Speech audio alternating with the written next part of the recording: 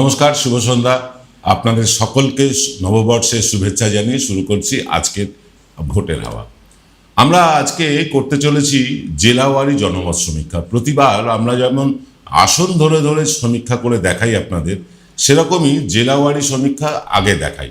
আমাদের আগামী শনিবার আসছে একদম প্রতিটি আসন 294টা আসন ধরে ধরে আমরা সমীক্ষা করব, কোন আসনে কাদের ফল কীরকম হতে চলেছে। তার আগে এটা প্রাক একটা সমীক্ষা বলতে পারেন, জনমত সমীক্ষা। সেটা হচ্ছে জেলা ধরে ধরে আমরা সমীক্ষা করব। আজকে আমরা প্রতিটি জেলা ধরে ধরে আপনাদের দেখাবো কোন জেলায় কে কত আসনে এগিয়ে আছে, কে কত আসনে পিছিয়ে আছে, আর সবশেষে দেখাবো মোট ফলাফল কি হতে চলেছে। তবে আপনাদেরকে একটা কথা বলি, আমরা প্রতিদিনই 3-4 জন 5 জন এরকম মানুষের ফোন পাই যারা ফোনে অভিযোগ জানান। আপনারা তো বলেন যে টেলিফোনে আপনারা কোনো সমীক্ষা করেন না, কিন্তু আপনাদের নাম করে তো কেউ কেউ ফোন করছে। আমি আপনাদেরকে পরিষ্কার বলে রাখি, এনকে ডিজিটাল আগেও কখনো টেলিফোনে জনমত সমীক্ষা করেনি, কাউকে ফোন করে জনমত সমীক্ষা করে না, আজও করে না, আগামী দিনেও করবে না। যারা এরকম এনকে ডিজিটালের নাম করে জনমত সমীক্ষা করছে বলছে, তাদেরকে হয় ইগনোর করুন, আর না হয় আইনত ব্যবস্থা নিন। তারা আপনারা থানায় গিয়ে অভিযোগ জানাতে পারেন, অথবা সেই ফোন নাম্বার আমাদেরকে দিতে পারেন। আমরা ফোন নাম্বার ধরে ধরে আমরা আপনাদের হয়ে কল রেকর্ডিং সমেত থানায় জমা করতে পারি। যাই হোক, আমরা কিন্তু আজকে আর দেরি করব না, অনুষ্ঠানটা একটু বড়ই হবে, তাই তাড়াতাড়ি আপনাদেরকে প্রত্যেকটি জেলা নিয়ে আলোচনা করে নিই। দেখুন, প্রথম জেলা আজকের কালিম্পং। এখানে আছে একটাই মাত্র বিধানসভার আসন, লোকসভায় এখানে কোনো আসন নেই। এই জেলা বিজেপি শূন্য হতে চলেছে, অর্থাৎ এই জেলায় গোর্খা জনমুক্তি তারা আসন পেতে চলেছে। পরবর্তী জেলা দার্জিলিং। দার্জিলিংয়ে বিধানসভার আসন 5টি, লোকসভার আসন 1টি। গত বিধানসভায় 5টির মধ্যে 5টি বিজেপি জয় পেলেও এবারে কিন্তু কার্শিয়াং আসনটি বিজেপির হাতছাড়া হতে চলেছে। অর্থাৎ দার্জিলিং জেলায় বিজেপি পেতে চলেছে 4টি আসন, গোর্খা জনমুক্তি তারা পেতে চলেছে 1টি আসন, তৃণমূল 0, কংগ্রেস 0, আইএসএফ 0, বামফ্রন্ট 0। আজকে 3 নম্বর জেলা হচ্ছে উত্তর 24 পরগনা। উত্তর 24 পরগনা, এখানে বিধানসভার আসন রয়েছে 33টি, বিরাট বড় জেলা। তৃণমূল তার মধ্যে পেয়েছিল 28টি আসন গত বিধানসভা নির্বাচনে, আর বিজেপি পেয়েছিল 5টি আসন। মতুয়া ভোট এখানে একটা বড় ফ্যাক্টর।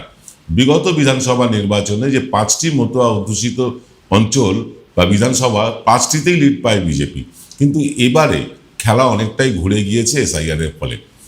গত বিধানসভা নির্বাচনে পাওয়া 5টি আসনের মধ্যে বিজেপি এবার অন্তত 2টি আসন খোয়াতে পারে, যার পুরোপুরি ফায়দা নেবে তৃণমূল। অর্থাৎ তৃণমূল 30, বিজেপি 3, কংগ্রেস 0, গোর্খা জনমুক্তি 0, আইএসএফ 0, বামফ্রন্ট 0। এবার আজকে 4 নম্বর জেলা।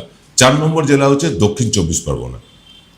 এখানে বিধানসভা আসনের সংখ্যা 31টি, আর লোকসভা আছে 5টি। এটাও একটি বড় জেলা।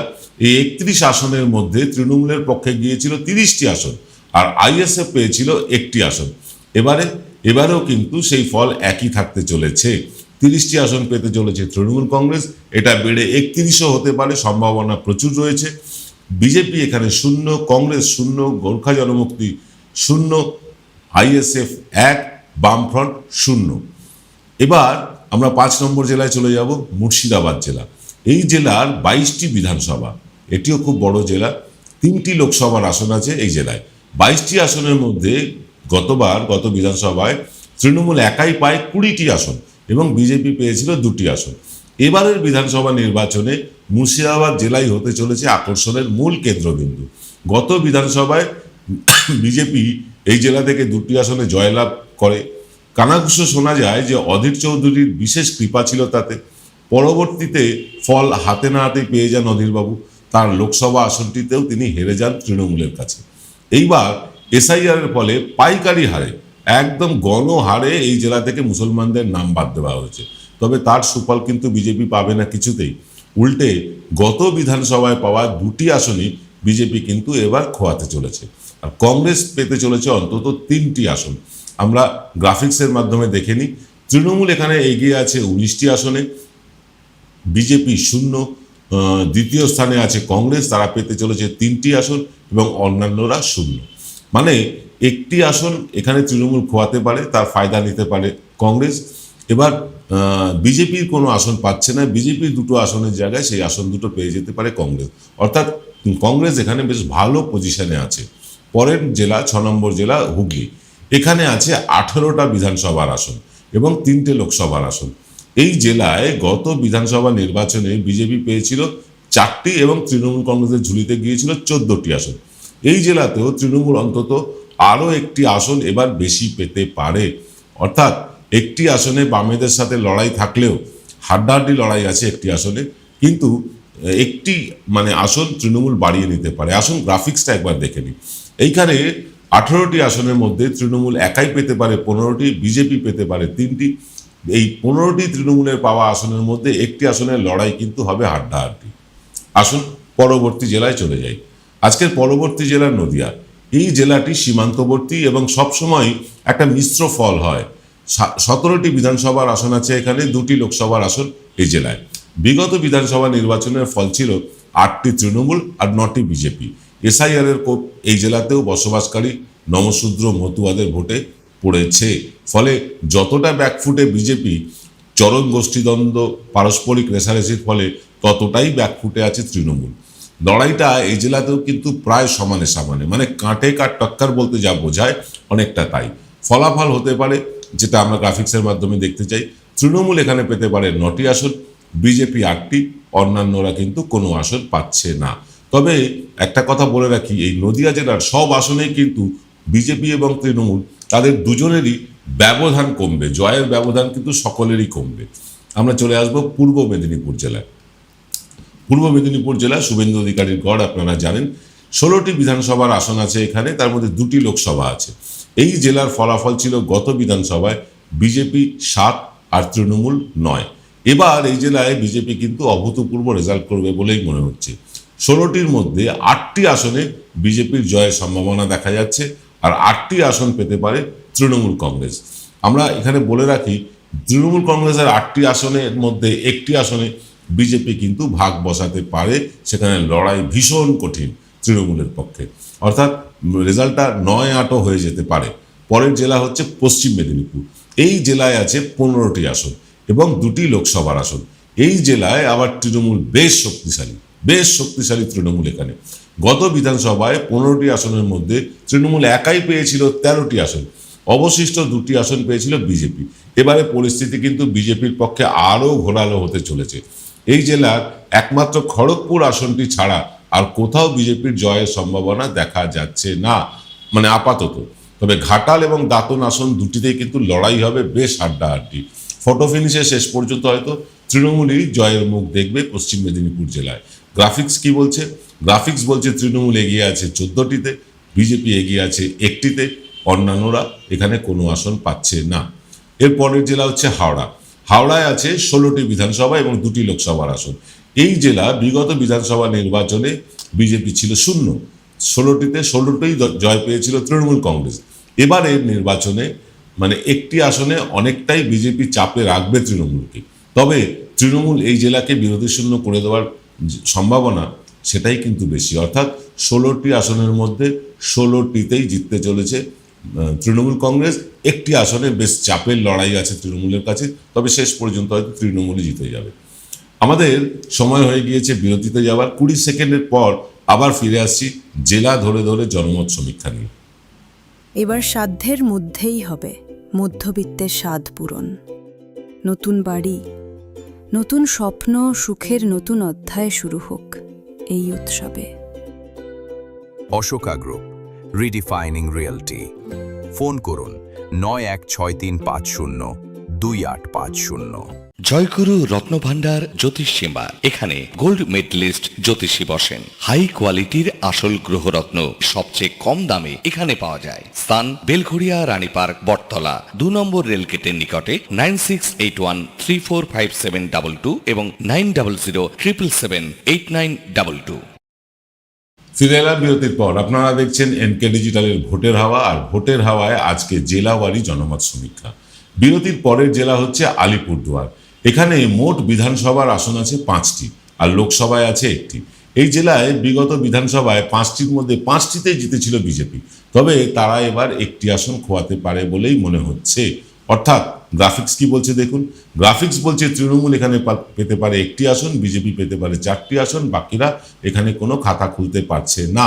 আমরা চলে যাব সরাসরি পরবর্তী জেলা পূর্ব বর্ধমানে। পূর্ব বর্ধমান জেলায় আছে 16টি বিধানসভা আসন এবং 2টি লোকসভা আসন। এই জেলাটিও গত বিধানসভায় ছিল বিরোধী শূন্য, প্রতিটি আসনে জয় পেয়েছিল তৃণমূল। এবারে কি হবে আসুন দেখি গ্রাফিক্সে। এবারেও ফলাফল কিন্তু হতে চলেছে পূর্ব মেদিনীপুরে একই রকম, অর্থাৎ 16টিতেই 16টি নিরঙ্কুশ জয় পেতে চলেছে তৃণমূল কংগ্রেস। পূর্ব বর্ধমান জেলার এই আসনটি মানে 16টি আসনের 16টিতেই জিততে চলেছে কিন্তু তৃণমূল কংগ্রেস। আমরা পরবর্তী জেলায় যাব। পরবর্তী জেলা আরও একটি আকর্ষণীয় জেলা মালদা। এখানে রয়েছে মোট 12টি বিধানসভার আসন এবং 2টি লোকসভার আসন। বিগত বিধানসভায় ফলাফলটা ছিল এইরকম, তৃণমূল 8টি এবং বিজেপি জিতেছিল 4টিতে। মুর্শিদাবাদের মতন কিন্তু এই জেলাটিতেও নজর আছে সকলের। এখানেও কিন্তু একদম গণহারে মুসলমানদের নাম ভোটার তালিকা থেকে বাদ দেওয়া হয়েছে এসআইআরে, এবং যথারীতি তা ফলাফলে কিছুটা তারতম্য ঘটাবেই। গত বিধানসভায় এই জেলায় যা ফল হয়েছিল তার মধ্যে ভাগ বসাতে চলেছে এবার কংগ্রেসও। তারা বিজেপির থেকে 1টি এবং তৃণমূলের থেকে 1টি আসন ছিনিয়ে নিতে পারে এই মালদা জেলা থেকে। ফলে এবারের সম্ভাব্য ফলাফল হতে পারে তৃণমূল 7, বিজেপি 3, কংগ্রেস 2, বাকিরা এখানে খাতা খুলতে পারছে না। পরের জেলা বাঁকুড়া। বাঁকুড়ায় আছে 12টি বিধানসভা এবং 2টি লোকসভা আসন। এখানে গত বিধানসভা নির্বাচনে অত্যন্ত ভালো ফল করেছিল বিজেপি। 12টির মধ্যে বিজেপি একাই পেয়েছিল 8টি আসন, আর তৃণমূলকে সন্তুষ্ট থাকতে হয়েছিল 4টি আসন পেয়ে। তবে এবার প্রবল গোষ্ঠীদ্বন্দ্ব, প্রার্থী নিয়ে কর্মীদের মধ্যে ক্ষোভ, বিক্ষোভ, অসন্তোষ, এর ফলে অন্তত 2টি আসন বিজেপিকে হারাতে হবে। ফলাফলটা হতে পারে এইরকম, ফলাফল হতে পারে তৃণমূল 6, বিজেপি 6। এখানে কিন্তু 50-50 আসন ভাগাভাগি হতে পারে। আমরা চলে আসব পরের জেলা। পরের জেলা হচ্ছে কলকাতা। কলকাতায় মোট আসন 11টি এবং বিধানসভা আসন 11টি, 2টো লোকসভা আসন আছে, কলকাতা উত্তর, কলকাতা দক্ষিণ। রাজ্যের রাজধানী শহর কলকাতা বরাবরই কিন্তু তৃণমূলের আধিপত্য বেশি। বিগত বিধানসভা নির্বাচনেও 11টার আসনের মধ্যে প্রত্যেকটা আসনে তৃণমূল জয়ী হয়েছিল। এবারেও সেই ফলের পুনরাবৃত্তি হতে চলেছে। এবারেও কলকাতা হতে চলেছে বিরোধী শূন্য, অর্থাৎ তৃণমূল 11তে 11, বাকিরা সকলে এখানে কেউই খাতা খুলতে পারছে না। বীরভূম।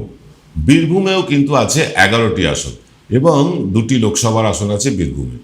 2021-এর বিধানসভায় এই 11টির মধ্যে 10টিতেই জয়লাভ করেছিল তৃণমূল কংগ্রেস আর 1টিতে জয় পেয়েছিল BJP.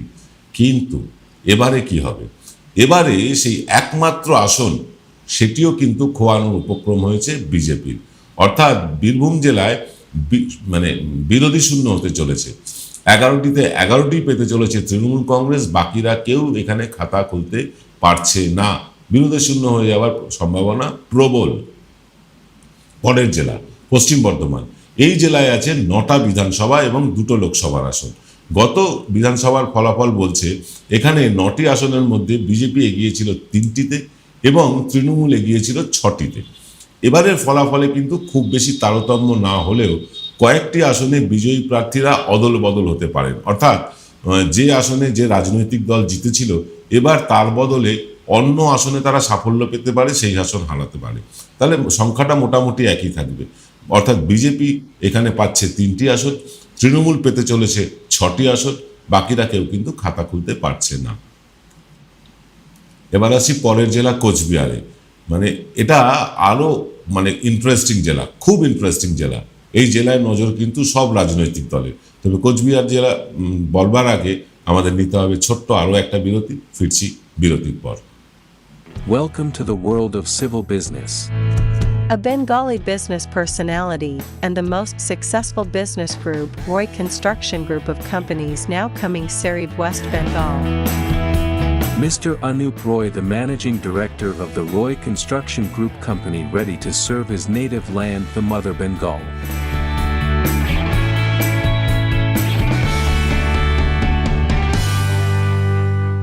Padmalaya Group, where moments are made permanent, one of the most premium and trusted real estate company of Kolkata, carrying legacies since 1982.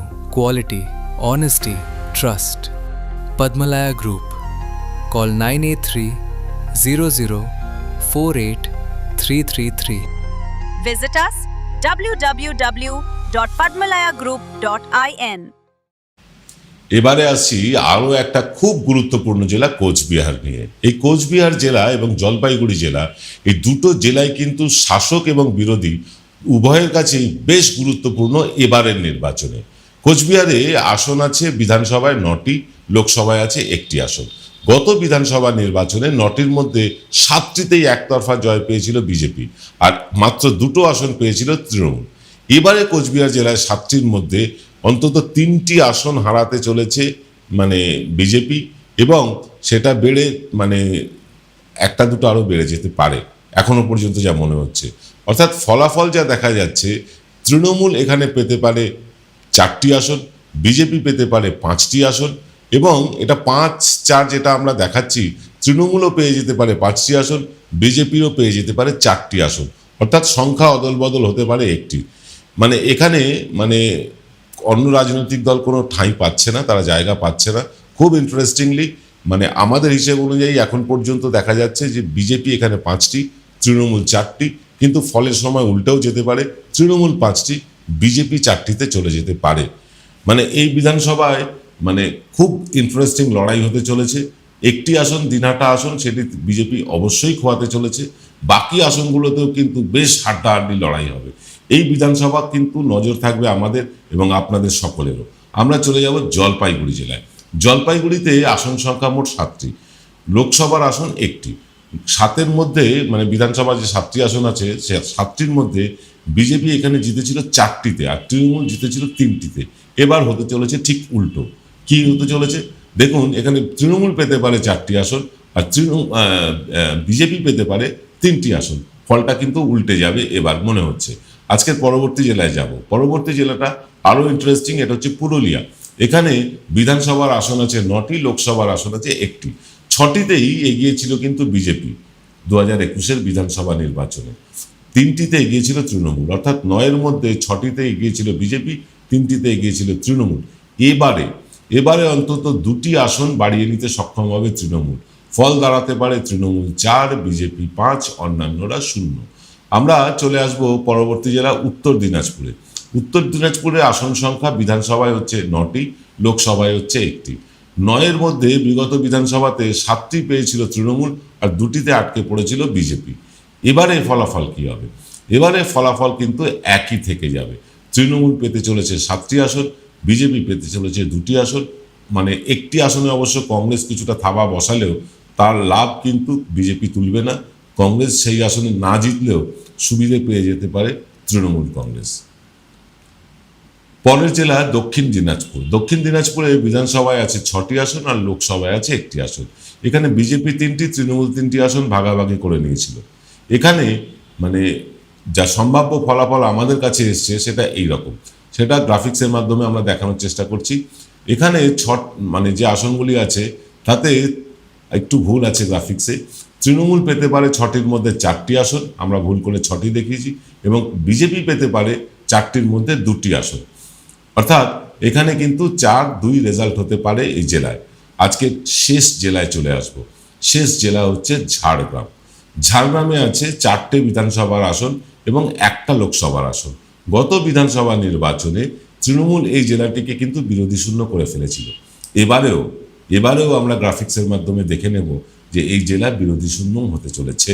Trinamool 4-এর মধ্যে 4টি আসনই পেতে চলেছে, বাকিরা এখানে কেউ খাতা খুলতে পারছে না। তাহলে মোট ফিগারটা কি দাঁড়াতে চলেছে আসুন একটা একটা করে বলি। কালিম্পং 1টি আসনের 1টিতেই জিততে পারে গোর্খা জনমুক্তি মোর্চা। দার্জিলিংয়ে 5টি আসন, তার মধ্যে 4টিতেই জিততে পারে বিজেপি, 1টিতে গোর্খা জনমুক্তি মোর্চা। উত্তর 24 পরগনায় মোট আসন 33টি, তার মধ্যে 30টিতে এগিয়ে আছে তৃণমূল কংগ্রেস, 3টিতে এগিয়ে আছে বিজেপি, বাকিরা কেউ খাতা খুলতে পারছে না। পরবর্তী জেলা দক্ষিণ 24 পরগনায় মোট আসন 31টি, ফলাফল হতে পারে আইএসএফ 1টি এবং 30টি আসন পেতে পারে তৃণমূল, এবং যদি বড় কিছু না ঘটে 31-এ 31ও হয়ে যেতে পারে এই জেলা। মুর্শিদাবাদে এখানে আসন রয়েছে মোট 22টি, 22টির মধ্যে এবার তৃণমূল একটি আসন খুইয়ে তারা পেতে পারে 19টি, বিজেপি খাতাই খুলতে পারবে না এই জেলায়, কংগ্রেস পেতে পারে 3টি আসন, বাকিরা কেউ আসন পাচ্ছেন না এই জেলা থেকে। আমরা চলে আসবো হুগলি জেলায়। হুগলি জেলায় মোট আসন 18টি, 18টির মধ্যে 15টি আসন পেতে পারে তৃণমূল কংগ্রেস আর বিজেপি পেতে পারে 3টি আসন। নদিয়া জেলায় 17টি আসন, 17টি আসনের মধ্যে তৃণমূল পেতে পারে 9টি আসন, বিজেপি পেতে পারে 8টি আসন, বাকিরা কেউ খাতা খুলতে পারছে না। পূর্ব মেদিনীপুর জেলায় 16টি আসনের মধ্যে 8টিতে জিততে পারে তৃণমূল, 8টিতে জিততে পারে বিজেপি, বাকিরা কেউ কিন্তু এখানে খাতা খুলতে পারছে না।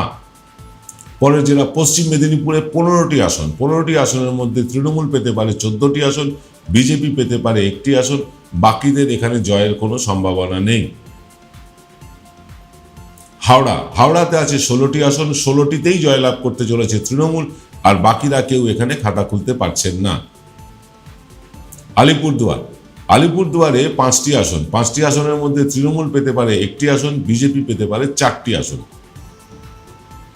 পূর্ব বর্ধমান, এখানে আছে 16টি আসন, 16টিতে জিততে চলেছে তৃণমূল কংগ্রেস, বাকিরা কেউ কোনো খাতা খুলতে পারছে না। মালদায় আছে মোট 12টি আসন, 12টি আসনের মধ্যে তৃণমূল একাই পেতে পারে 7টি আসন, বিজেপি পেতে পারে 3টি আসন, কংগ্রেস এখানে উল্লেখযোগ্যভাবে 2টি আসন পেতে পারে, বাকিদের কোনো সম্ভাবনা দেখা যাচ্ছে না। বাঁকুড়াতেও রয়েছে 6টি আসন, এই 6টি আসনের মধ্যে তৃণমূল মার্জনা করবেন, বাঁকুড়াতে আছে 12টি আসন, তৃণমূল পেতে পারে 6টি আসন, বিজেপিও পেতে পারে 6টি আসন, বাকিদের কারুর কোনো খাতা খোলার সম্ভাবনা নেই। কলকাতায় আছে 11টি আসন, এই 11টি আসনের 11টি দখল করতে চলেছে তৃণমূল কংগ্রেস, বাকিরা সকলেই শূন্য। বীরভূমেও আছে 11টি আসন, এখানেও 11টিতেই জয়লাভ করতে চলেছে তৃণমূল কংগ্রেস, বাকিরা কেউ এখানে কোনো খাতা খুলতে পারছেন না। পশ্চিম বর্ধমানে আছে 9টি আসন, তার মধ্যে তৃণমূল পেতে পারে 6টি আসন, বিজেপি পেতে পারে 3টি আসন। কোচবিহারেও আছে 9টি আসন, তাতে তৃণমূল পেতে পারে 4টি এবং বিজেপি পেতে পারে 5টি আসন। জলপাইগুড়ি জেলা, এখানে 7টি আসন, তৃণমূল পেতে পারে 4টি আসন, বিজেপি পেতে পারে 3টি আসন। পুরুলিয়ায় আসন সংখ্যা মোট 9টি, বিজেপি পেতে পারে 5টি আসন, তৃণমূল এগিয়ে থাকবে 4টি আসনে। উত্তর দিনাজপুরে আসন আছে 9টি, তার মধ্যে তৃণমূল একাই এগিয়ে থাকবে 7টি আসনে, বিজেপি জয়লাভ করতে পারে 2টি আসনে, বাকিরা শূন্য। দক্ষিণ দিনাজপুরে আছে 12টি আসন, এই 12টি আসনের মধ্যে 6টি পেতে পারে তৃণমূল, 6টি পেতে পারে বিজেপি, বাকিরা শূন্য।